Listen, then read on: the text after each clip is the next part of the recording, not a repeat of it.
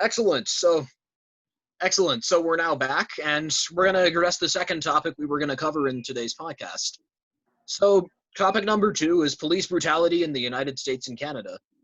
So for some context, recently the USA has seen large-scale protests reacting to the killing of unarmed African Americans, specifically the murder of George Floyd by Minnesota police, which seems to have served as a catalyst to the whole thing. Things have become so intense that President Donald Trump has ordered the National Guard to get involved, as well as the military, and has threatened to designate the anti-fascist collective Antifa as a terrorist organization, despite it not being a formal organization in itself. In many cases in these protests, the police have exhibited the exact brutality that protesters are protesting against. For example, we've seen the police mace children in the streets, shooting tear gas at protesters who are sometimes peaceful in numerous locations. And arguably, the lack of police action against the overwhelmingly white armed protesters at the state capital of Michigan, for example, the police barely reacted, whereas they'll react harshly against people of color for doing basically nothing compared to that, shows white privilege in action, including the harsh reactions to the protests shows white privilege in action too. So that's another thing we have to unpack and consider in this. And we also know that police brutality against people of color is a huge issue in Canada as well, as the death of Regis Korchinski-Paquette in Toronto, as well as a few other cases, has turned the spotlight on institutionalized racism here. It's widely known that police brutality in Canada is also directed towards Indigenous peoples and others, and we're seeing Indigenous activists join in the cause and protest police brutality in the police state too. After having seen a gathering of over 15,000 people come out to the rally in solidarity with Black Lives Matter last Friday, we can tell that many Edmontonians and Albertans are clearly angry about police brutality and white supremacy in our province. We're seeing a variety of perspectives coming up about how to respond to white supremacist power structures and how our police forces are founded and run. So the question I'll pose is, what are some ideas that you've heard or that you've thought of yourself that would be an effective response to police brutality and institutionalized white supremacy? Hayden? So thank you, Dominic. So jumping in here, I shared this on Twitter recently. It's from a Twitter feed here. It's a study that's been done by a gentleman named Samuel Singyang. Here's my cat. And he's a Black rights activist. He is a data scientist. I'm gonna get down here, and he's a policy analyst. So he has.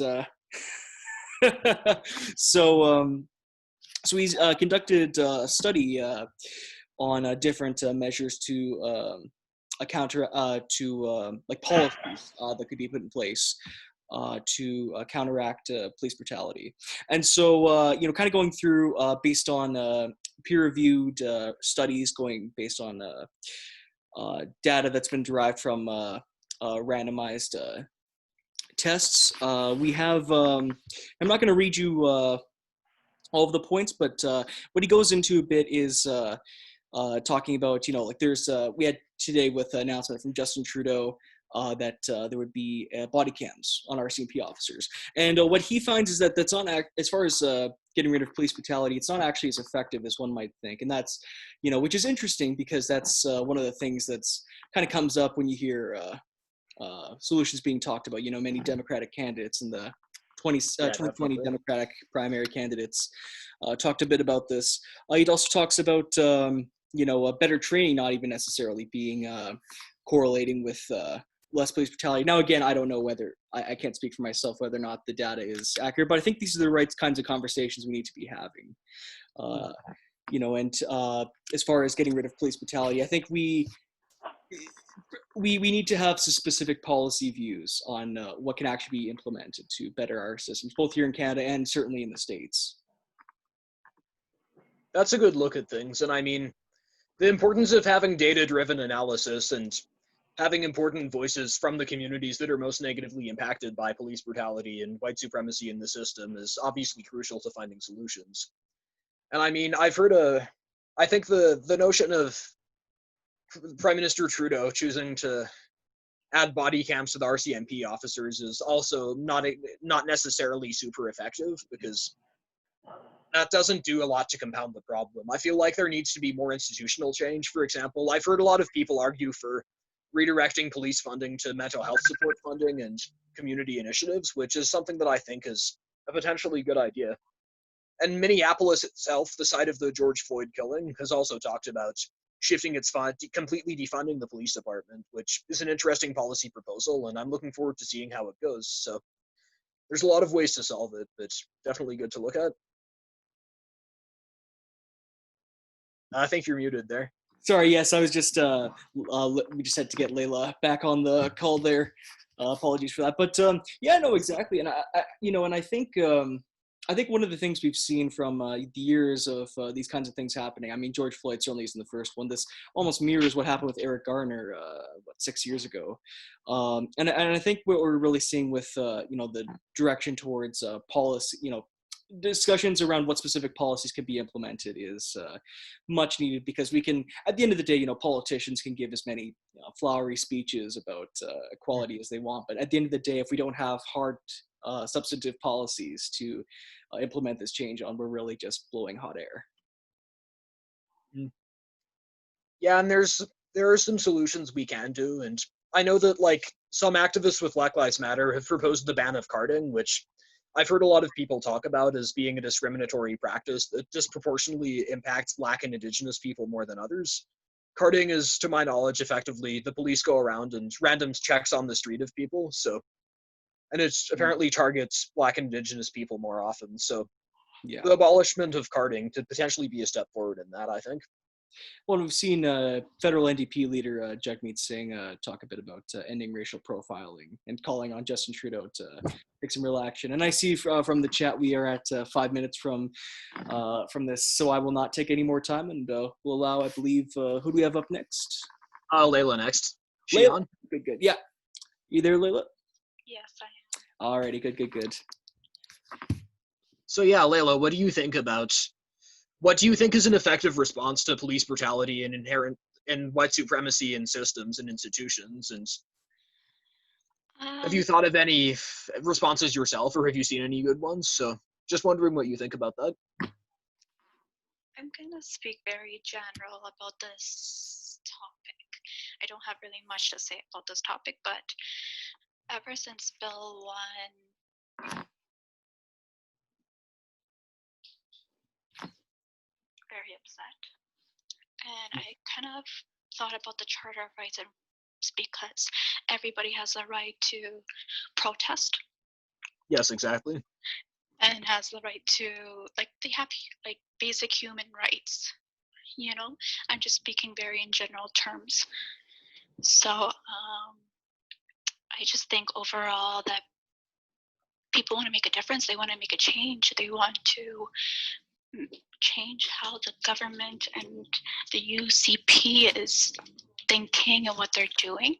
And I think it's all them, and they should be ashamed of themselves for bringing this upon us, for people who have protested, which is 15,000 people have protested in Edmonton alone, but all over Canada have protested. And I think that, Black Lives Matter.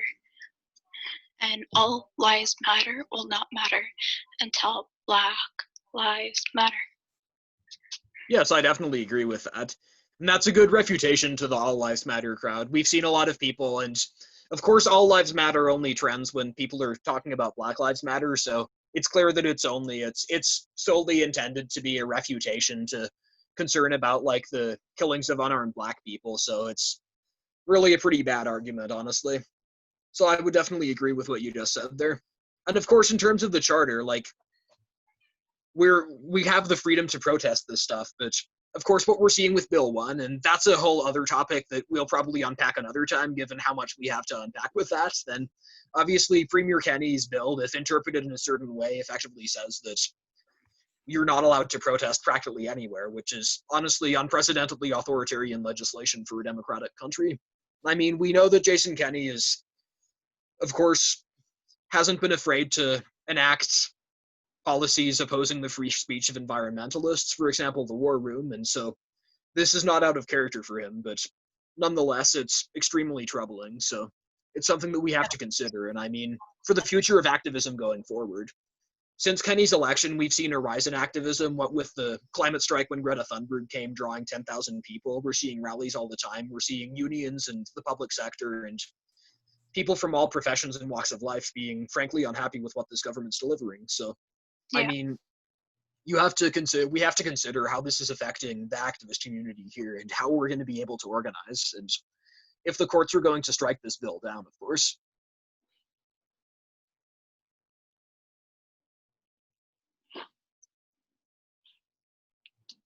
Yeah.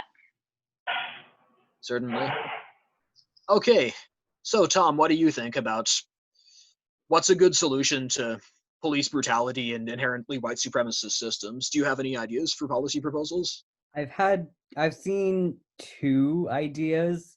One which is defunding the police and moving that funding towards community workers.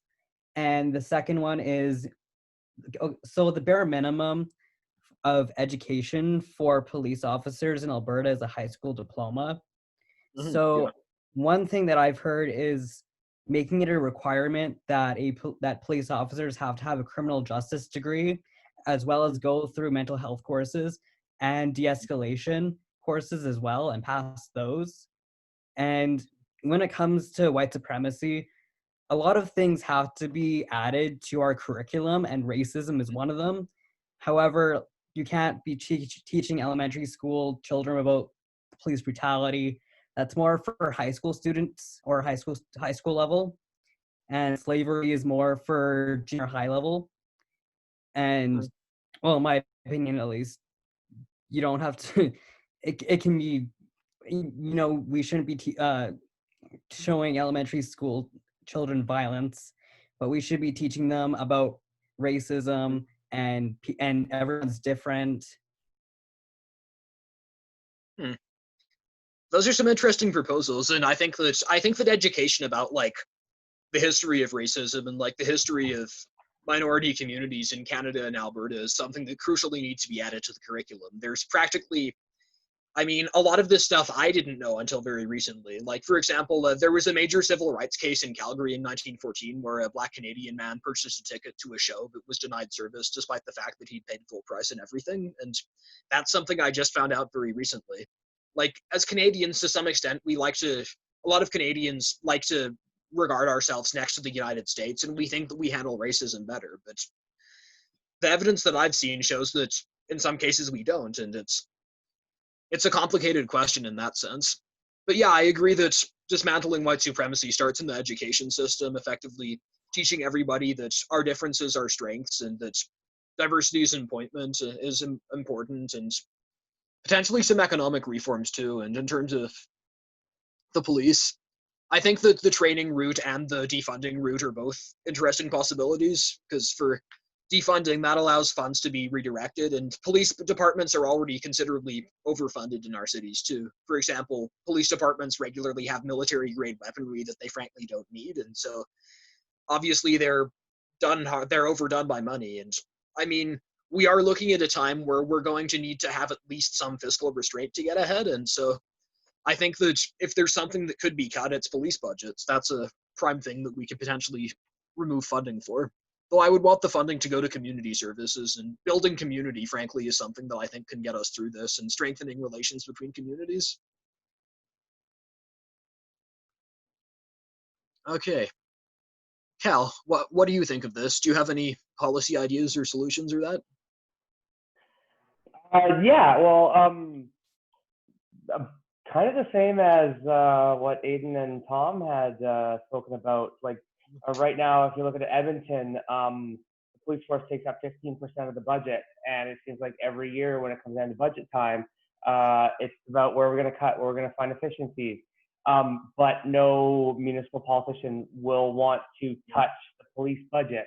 Their lobby is just way too strong. So you wonder why, and no one asks where that money's going and what are the results there. So that being said, I do believe if we want to truly eliminate racism and white supremacy, we have to look at all facets of our society.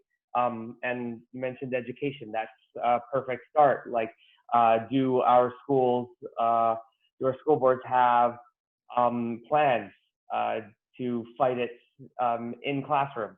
And are our teachers anti-racist? and our educators, like our curriculums and our school books, like what's in those? Are we teaching our kids the true history of our Indigenous population, things like that? Again, and also you mentioned the training with our police departments. Right now, the EPS is only a 27-week training course, and only 50% of that is classroom. So that's less than 14 weeks of classroom training. So we should really be focusing on the sociology aspect, the criminal justice aspect. But not only in policing, it's our justice system. We have a prison system that has a 30% Indigenous population that are in prisons when they only represent 5% of the actual population. I can't point to a single police officer or a judge and say it's their fault, but it's a systemic problem. So we really have to go to every facet of our society. Oh, and I will make a note. I think we did take some really good first steps under the NDP in Alberta with the anti-racism initiatives that were released a few years ago that were cut under Kenny and the UCP. Mm-hmm. Yeah, I think that's problematic too. I mean, I think that I think that like some of the framework is in place to my knowledge, but I know that like they got rid of it, and the Doug Ford government in Ontario also did. So I mean, that really doesn't help. Like, it's in times like these where we really need these panels, and we really need to get people together, people from all different backgrounds, to discuss how we can overcome racism in our society, and to understand that a lot of our institutions and like the policies we have in place inherently are racist and disproportionately impact people negatively. And so there's a lot to consider there effectively.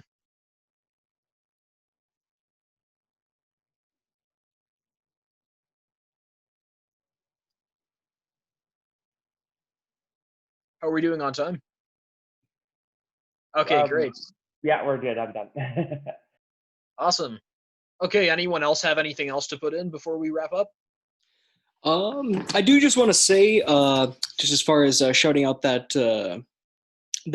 study, the gentleman Samuel, and I may be pronouncing his name wrong, but Sin Yangwei. I shared it on Twitter, and I obviously we can't get into all the details, but he goes into very specific policy, what's effective and what's not. And while it is mainly focused on America, he is from America. I think there's a lot to be learned from here in Canada, and he goes into things like let's see here, like establishing non-police alternatives to calling 911. Whoops, calling back. But yeah, no, I think if people want to check that out, because I think those are the kinds of conversations we need to be having if we actually want to affect real changes, substantive policy ideas. I mean, that's the thing, and I mean, what's that?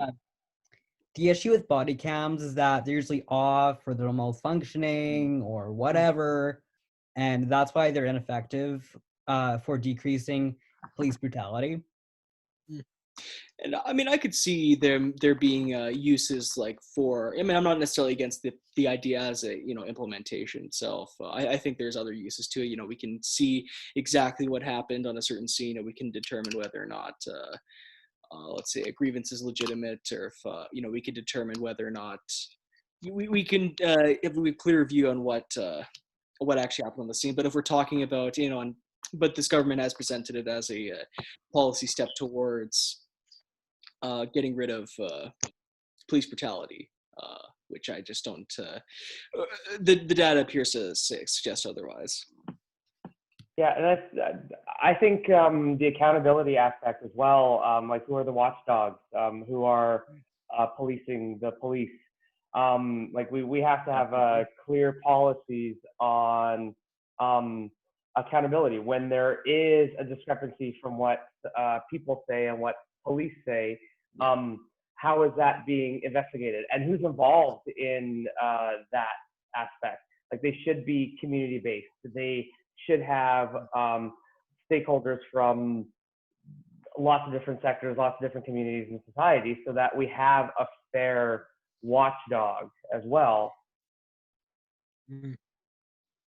That's fair. And I think in a lot of these situations, our role is to listen. Like, it's up to us to listen to other people's perspectives, to people from the Black and Indigenous communities' perspectives, and from other communities, of course, and to just listen, find out what we can do, and look into the work of Canadian activists from these communities. Like Desmond Cole, for example, is a Black Canadian activist from Toronto whose work and whose statements have been coming out quite in force recently with a lot of good ideas, as well as Bashir Mohammed, who was formerly involved with Black Lives Matter Edmonton, who's recently wrote a very good editorial in the Edmonton Journal. So it's up to us to listen effectively, I think, in most cases, and listen to policy proposals and basically engage in dialogue and that sort of thing, I think.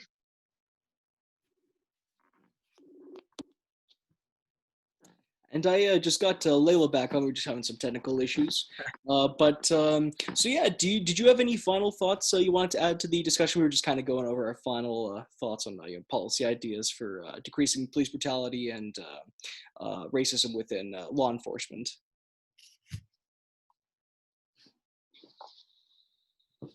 Oh, can you hear me? Hello? Maybe not. Might have lost you again. Oh dear. Oh, really? Whoops. Whoops. We will get this sorted out by the next episode. Technical issues. Okay, great. Yeah. First one's always a rough. Excellent. So I think that's everything we have to say. So before we wrap up, I'd like to thank everyone, all of you four who've come on and been willing to do this podcast and have put in your valuable opinions and been able to engage in dialogue. And yeah. Alrighty. Thank you, Dominic, and thank you for starting this. This is going to be fruitful. Oh, thanks. Yeah, definitely. Thanks.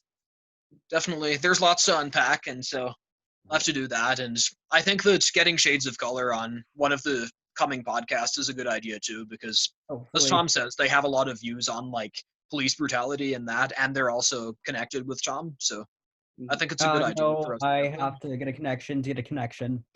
Oh, okay. That explains it then. Great. Okay, well, we'll sign off, and thanks to everybody who watched us, and we'll see you next time. Thanks.